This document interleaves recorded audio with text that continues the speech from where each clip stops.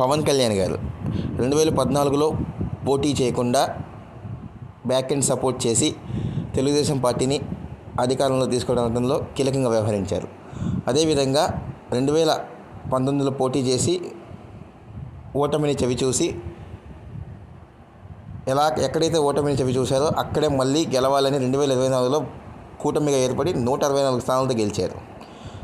తర్వాత డిప్యూటీ సీఎంగా కూడా బాధ్యతలు చేపట్టారు.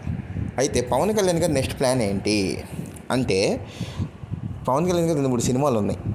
ఆ షూటింగ్లు కంప్లీట్ చేసేసుకొని సెప్టెంబర్లోపు అన్నీ క్లియర్ చేసేసుకొని సెప్టెంబర్ నుంచి ఆయన మంత్రిత్వ శాఖ ఏదైతే ఉందో దాని మీద ఫోకస్ చేస్తారు ఒక 1.5 year.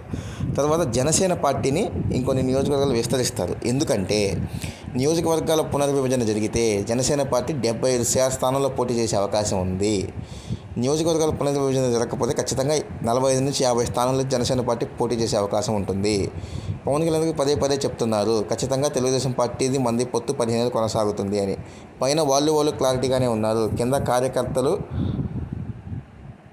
నియోజకవర్గ స్థాయి నాయకులే కొన్ని అపార్థాలు తొలగించుకొని కలిసిపోవాలని పవన్ కళ్యాణ్ గారు, చంద్రబాబు గారు ఎప్పుడూ చెప్తూనే ఉన్నారు.